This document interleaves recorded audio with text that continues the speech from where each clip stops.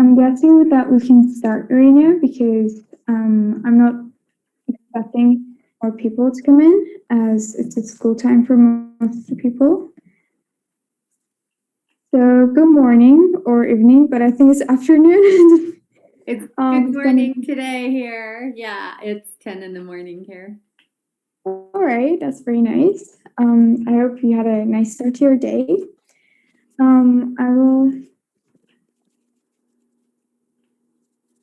So we will get started in a minute. Now I just trying to figure out who to be recording it because of the change in the platforms.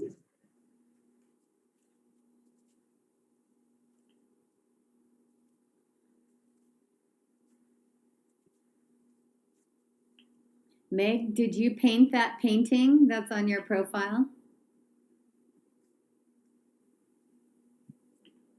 Mm.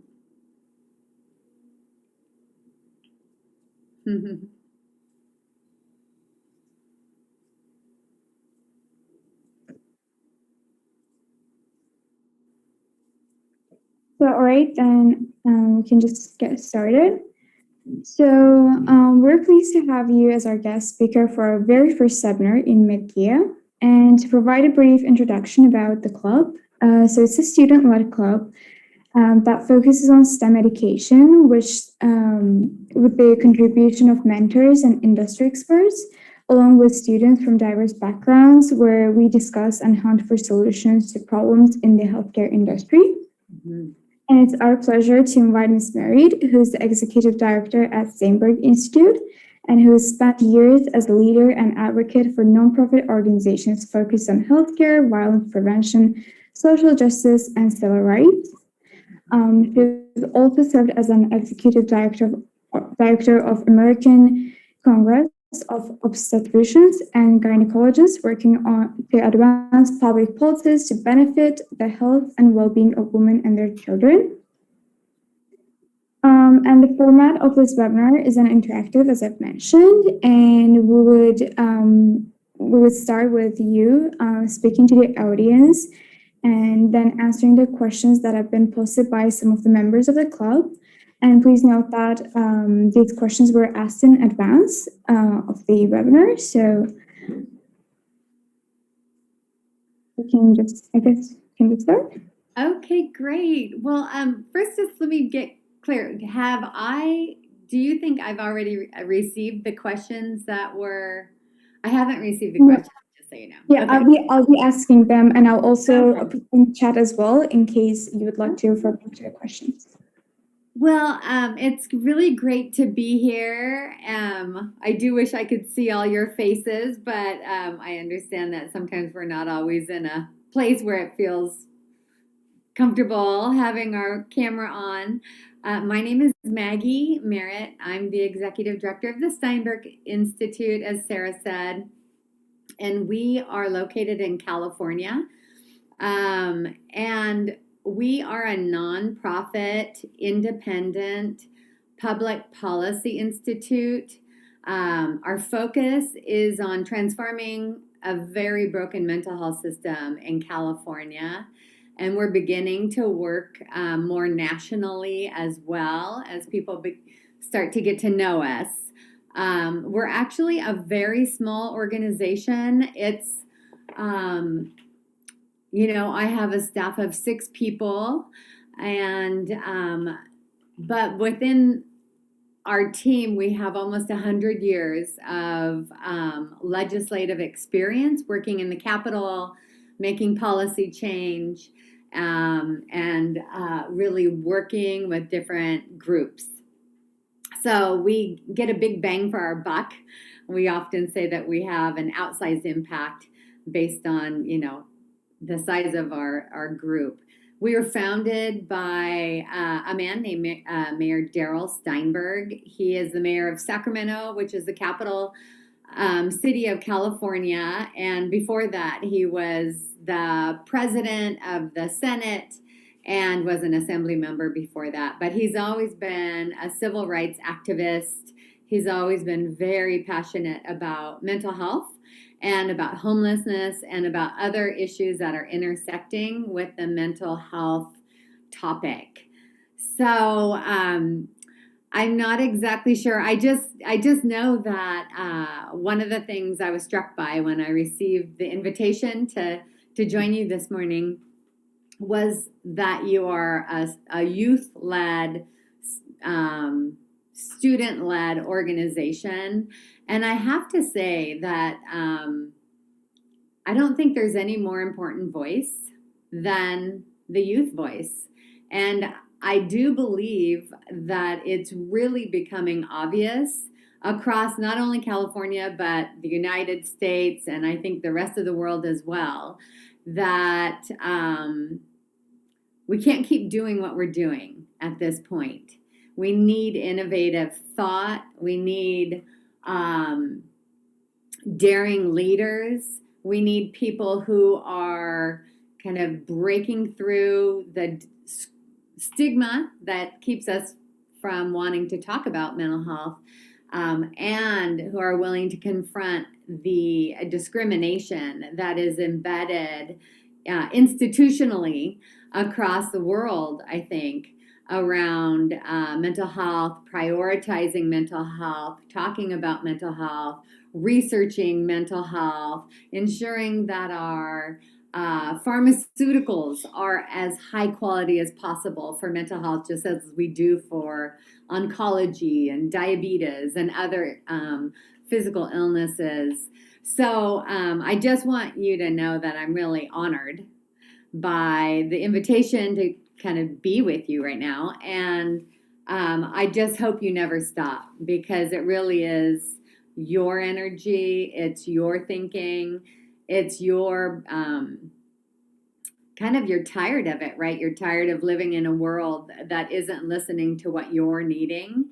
And yeah, so I think that's fantastic. Sarah, I'm not exactly sure. I guess I do want to say that I read your paper that was submitted. It has operative clauses. What do we call it? It's a plan of action. And I love, first, just your focus on wellness and on maintaining some balance and eating good food and remembering to laugh and to be with people and to have a good diet.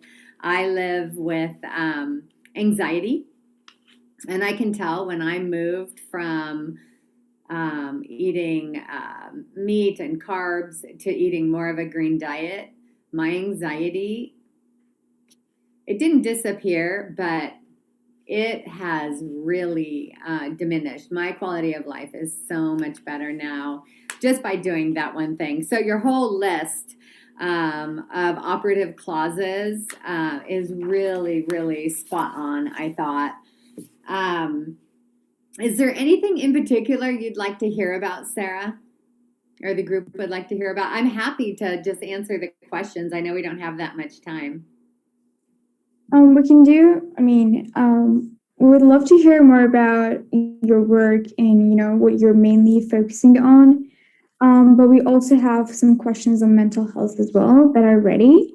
Mm-hmm. So if you would like to talk more about the work that you're doing first, you're more than welcome. And honestly, we're more than honored to have you here, and, have you giving speech for us. Yeah. Okay, great. Well, I just didn't want to bore you guys.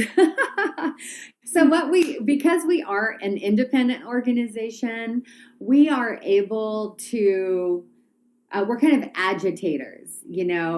Sarah told you I've worked in the civil rights, human rights area for a long, long time. And our job in California is about really throwing up the red flag and saying we can no longer keep doing things the way that we're doing them. And so last year, we were successful in securing the governor's signature on a piece of legislation that mandates that private insurance, health insurance companies, cover all mental health issues.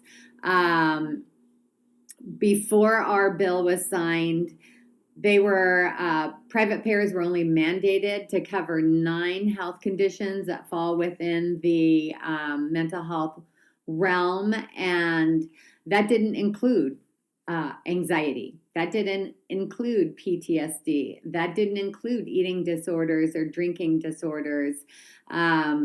So now there's the DSM-5, which I assume you're all familiar with, that has all the different mental health diagnoses. Now private health insurance is required to cover, pay for all treatment that is deemed medically necessary by a physician, which is really, really big. Here in California, that would immediately impact 13 million people and the quality of care that they receive. So we were thrilled about that.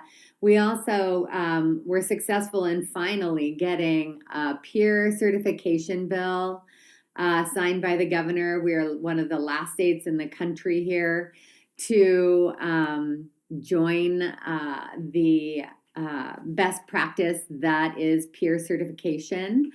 And so now we're working on the implementation of peer certification projects across the state, making sure that counties are really moving in the direction of of certifying peers and bringing them on as paid staff and important parts of the care team in California. This year, we're especially focused on homelessness, people who are living with a serious mental illness and who do not have a place to call home. A few years ago, we were successful in putting together a program called No Place Like Home, and it allows for us to borrow up to $2 billion to create permanent supportive housing units for people who are either at high risk of becoming homeless or who are living without a home and who also live with a serious mental illness. And so that program is rolling out. And now it's still not enough. We have, it's an estimated count of about 165,000 people living unhoused in California. And about a third of them live with what we would call a serious mental illness. So we're working more on how do we kind of streamline funding and how do we create more flexibility across the state so that it can be a whole wide variety of housing, maybe immediate housing, shelter that will get folks into permanent supportive care, etc. And then we're also leading the implementation of the psychiatric emergency number 988. I don't know if you've heard about that, but in the United States at the national level, the president signed a bill that mandates all the states in the nation to implement a 3-digit emergency number for psychiatric emergencies. And so each state has to implement that separately because we're all different, the way funding streams work and fees are paid.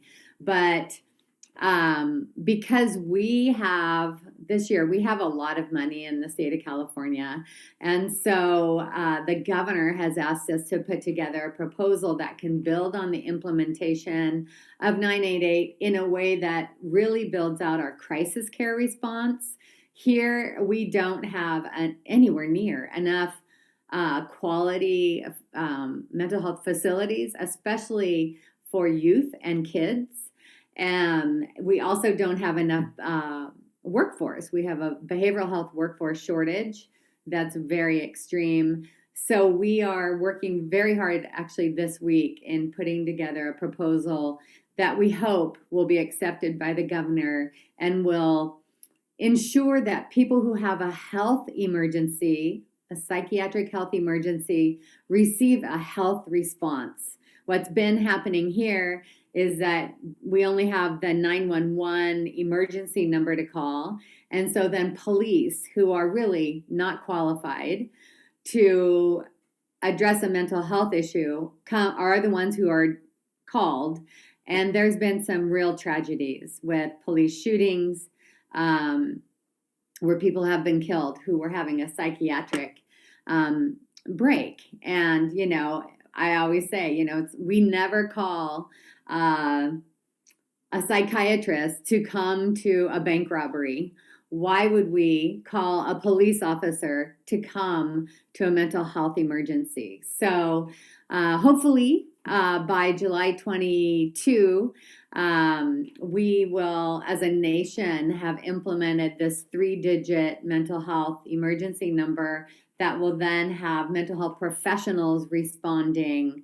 And then instead of taking folks to the emergency room or to jail, they will go to a quality mental health center. We have a long way to go. It's a very broken system here, but we just keep working on it. So I think I'll stop there, and I'd love to hear what questions everyone has. To start with, good luck with your work. What you're doing is truly appreciated, and I believe all of the citizens and everyone in there appreciates what you're doing. Thank you. To get started with the first question, so I'll put it in the chat in case you would like to refer back to it at one point, and I'll also read out the question. So in 2004, you worked alongside then Assembly Darrell Steinburg on the successful Yes on Prepositions Stick for 3 campaign that enacted the Mental Health Services Act, a 1% tax on personal income over $1 million to bolster funding for mental health services across California. And our question is, do you believe that there should be similar acts created and adhered across the world in order to curb the mental health crisis? Yes. I definitely do. I think, here in California, we have a lot of millionaires that live here and billionaires too, especially with the technology industry in the Silicon Valley, Bay Area in California. And so that 1% tax on personal income over $1 million is currently bringing in $2.4 billion every year. That's distributed out to our 58 counties. Our state is broken up into 58 counties. And then they administer public mental health services. And as a result of that funding and other funding streams that come into the state, really folks who are on what we call what Medicaid, we call it Medi-Cal in California, but public support for health care, they often receive higher quality care than people who have private insurance. But hopefully that changes as a result of our parity bill that was passed last year, SB 855. The issue I would bring up about the Mental Health Services Act that was created by that tax is that the way that we constructed it, we created pots of money. So we said 80% of those dollars need to be spent for wraparound care, whatever it takes care for the most seriously mentally ill people. And then 20% approximately of those dollars need to be set aside for prevention, early intervention, and innovative work. Now, 15 years later almost, we've seen that, every county is different across the state. Very different needs, very different populations. Some counties are huge, like Los Angeles, and other counties are really small, like Alpine County, where they have 3 people who receive public mental health services in that county. And so we feel that instead of breaking up the pots, that we should just have outcomes that every county should meet each year with those dollars. They can spend the dollars any way they think is right, but they have to decrease homelessness. They have to decrease the duration between diagnosis and care. They have to increase graduation rates, etc. But I do think it's a great option, and it should be scaled up across the world. Thank you very much. We will get back to the questions that are asked in the chat for now, like after we're done with the previously asked questions, because it goes with the order. So the second question is, as a grandmother and mother, what role you feel parents and grandparents play in ensuring that children have no mental health issues? That's a really great question. I am a grandmother of five. I have four grandsons and one granddaughter. And, I think we play a really important role. I know things are different all around the world, but here in the United States, we're very fragmented. We've lost not for the most part, we've lost that intergenerational living. We've become very fractured. Many of us live alone, and so we're not in touch with our family members and our grandparents. And I know as a grandmother that it's very, very important to maintain that continuity of care, that stabilization. I think we play a very strong role as stabilizers in the family. While mom and dad are out working and doing their best, we can be with the kids. We can sing and dance and bring joy to them, and really just serve as someone who can listen. We don't have we're one step away from being mom and dad, so we can perhaps listen very carefully to our grandchildren in a way that makes a big difference. I think grandparents play a very, very important role. Thank you Thank very you much for for that that. question. It's very nice to hear someone who's a grandmother and hearing their opinions and what they do in order for that. So our next question is, if everyone on Earth are caring, kind humans, do you think there will be no mental health crisis, or would there still be some issues regarding that? Yeah, that's a really good question. Thank you for that question. Well, I think if everyone was caring and kind, it would go a long way. And I think it goes back to that question about grandparents. Grandparents are caring and kind. And I think with social media, you bring this out in your paper, with social media, we've gotten really competitive and mean and just so quick to say things that we haven't thought through that could be hurtful. That said, I also think that,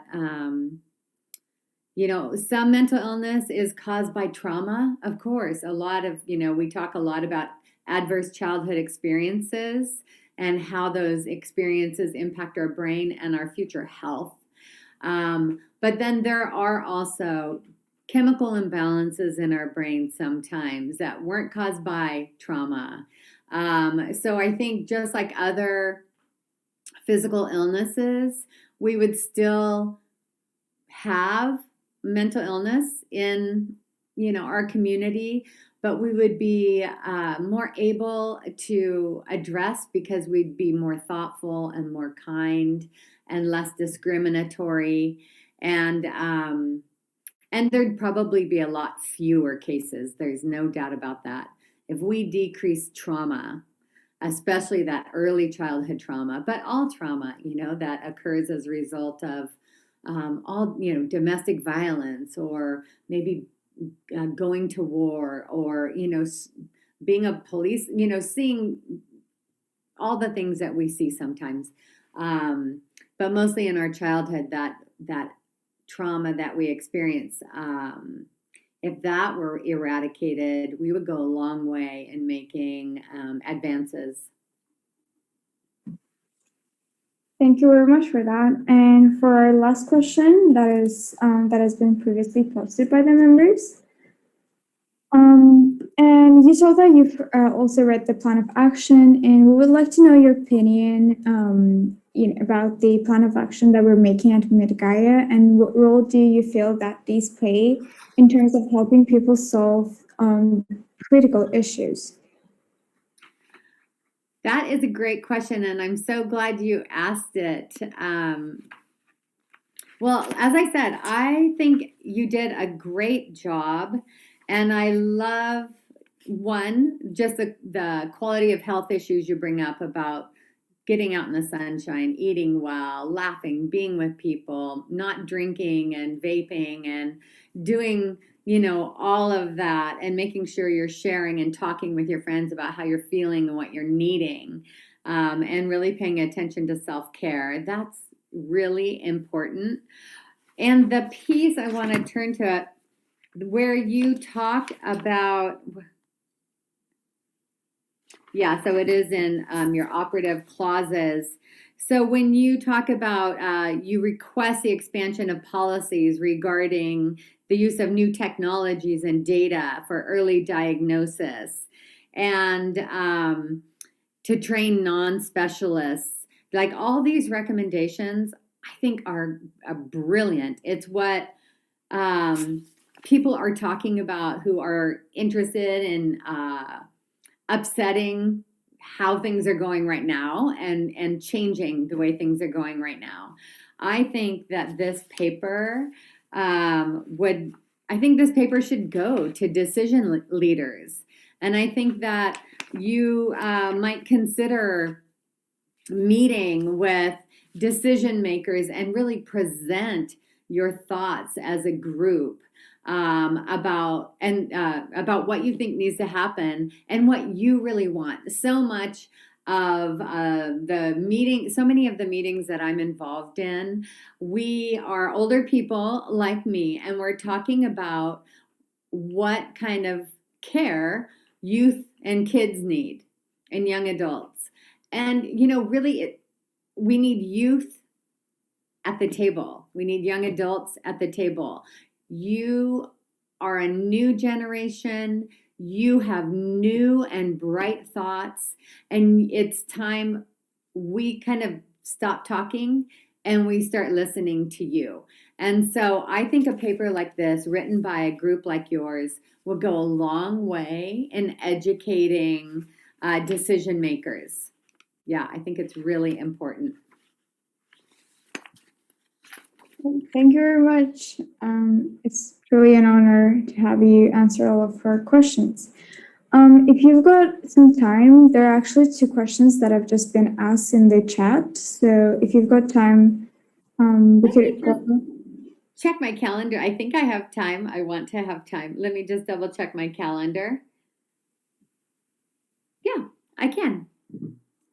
So we've got one question from Max, and their question is, how does homelessness affect mental health? Well, there's been several studies on the impact of homelessness on mental health. And, I often recommend that people go and, even spend one night out on the street and just experience what that is like. That'll give you a little idea of the impact of homelessness would have on you and on your mental health. The piece that's obvious, though, is that that you're just there for one night and that you have a home to go to tomorrow night. So you're not going to get the full impact. But even still, just to be out on the street without a bed, without, many supplies at all, would give you a really good idea of the impact. I think it has an enormous impact. I think that we do have basic needs of food, clothing, shelter, and I think those needs need to be met. I think that homelessness is a human rights issue, and I think it's deplorable that anyone is living without a roof over their head and without a place to call home. I think it's very offensive to me. And I really do think it's the civil rights issue of our time right now. Yeah, just the fact that you're lonely out there. Yeah, totally. And then the issues for women, for everyone, but for women too, because of sexual assault and, the difficulty in protecting themselves out there. I mean, it's horrible. We need to declare a public health emergency, a civil rights emergency, and counties, states, countries need to be obligated to ensure that every single human being has a place they can call home. And yeah, we've got one more question from Angela. And the question is, how much of mental health issues are caused by things like chemical imbalances, genetics, and etc.? And how much of it is caused by societal factors and circumstances? I think this is referring back into, having caring and kind humans and rates of mental health crisis. Angela, thank you for that question. That is a really important question that, to be totally honest, I can't give you kind of like a breakdown how much is caused by adverse childhood experiences or chemical imbalances. I just don't know that information. There's different organizations that you might look into, like the Mind Institute or the Behavioral Health Center of Excellence here in California through the University of California at Davis. They have a lot of research that might take you a lot further than I can. So I'm sorry for that question. I can't really give you 20% is caused by this or 30% is caused by that. I think it's a very, very complicated mix of all of it. And we don't know why some people seem to be born with a higher level of resilience than other people. There's been several studies looking at folks who lived in very similar, situations, in environments and had similar experiences, and one person takes those experiences and just thrives and makes it their life's calling, and another person can't. So we're not sure about that. I think we're learning a lot. That would be an excellent course of study. That if you're interested in that, Angela, I'd support you 100% in diving into that topic. Yeah, Angela says she'll definitely look into that. Oh, good. I think that was the end of the questions, and thank you for being here, Ms. Merritt. And we really, like you having here, and so did the audience. And thanks for coming. We look forward to working with you in the near future, and we really do appreciate your presence here. So, is there anything that you would like to add on to? Yeah, I just want to thank you, all of you, for your focus on mental health and your commitment to making a positive difference. And I hope that no matter what direction, what course you take in your life, that you're always willing to talk about mental health, and you're always working hard to break down the barriers of stigma so other people can talk about how they're doing, and that you'll be willing to fight the discrimination that's embedded in our institutions across the world, so that one day we can all receive the care we need when we need it for as long as we need it. But I really salute all of you for doing the work you're doing. Well, thank you very much. And if no one has anything to add on to, we can just end the webinar, and we wouldn't like to take up too much of your time as well. Thank you so much, everyone. Thank you, Sarah, for all you're doing, and Angela and Max and Ria and Akash and Meg. It's great to have you here. Great to listen to. Oh, thank you. Please feel free to reach out anytime. I'd be happy to answer any questions or bring back staff to talk about other issues around homelessness or mental health or criminal justice and all those issues. Thank you. Bye-bye. Thank you for being here. Bye. Bye.